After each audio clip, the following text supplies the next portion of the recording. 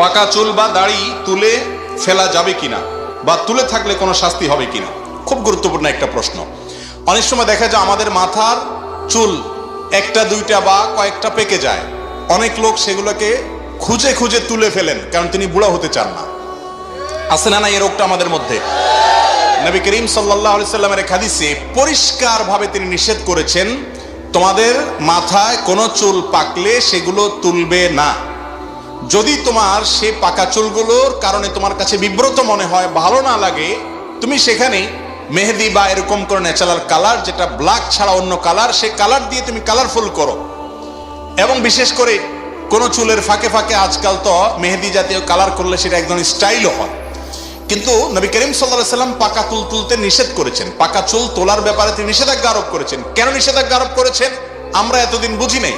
আমি গত কয়েকদিন আগে এই নিয়ে অনলাইনে ঘাটাঘাটি করতে করতে দেখলাম যে পৃথিবীর অনেক দেশের বড় বড় বিজ্ঞানীরা গবেষণা করে রীতিমতো এগুলোর উপরে অনেক দারুণ দারুণ তথ্য আমাদেরকে দিয়েছেন। এর মধ্যে একটা তথ্য বাংলাদেশের সম্ভবত চ্যানেল আইতে, চ্যানেলের অনলাইনে এবং আরো কয়েকটা জাতীয় দৈনিকে এই গবেষণাগুলোর উপরে বেশ কয়েকটা রিপোর্ট প্রতিবেদন আমি দেখেছি। সেগুলোতে লেখা হয়েছে যে অনেক গবেষকরা বলেছেন, যদি কারোর মাথার চুল পেকে যায় সেটা যদি তুলে ফেলা হয়, পাকা চুল তুললে ওই জায়গায় অনেক সময় ইনফেকশন হতে পারে, ক্যান্সার পর্যন্ত হতে পারে, আরো অনেক ব্যাধি পর্যন্ত হতে পারে।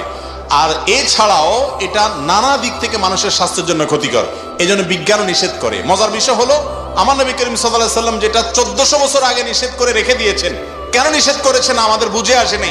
এখন বিজ্ঞান প্রমাণ করে দিয়েছে যে তার নিষেধাজ্ঞার যথার্থতা আছে, রহস্য আছে।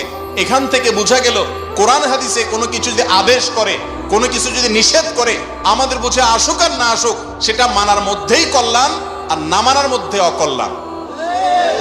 অতএব মাথার চুল যদি পেকে যায় তো সেগুলো তোলা এটা ভালো না, স্বাস্থ্যের জন্য ক্ষতিকর প্রমাণিত।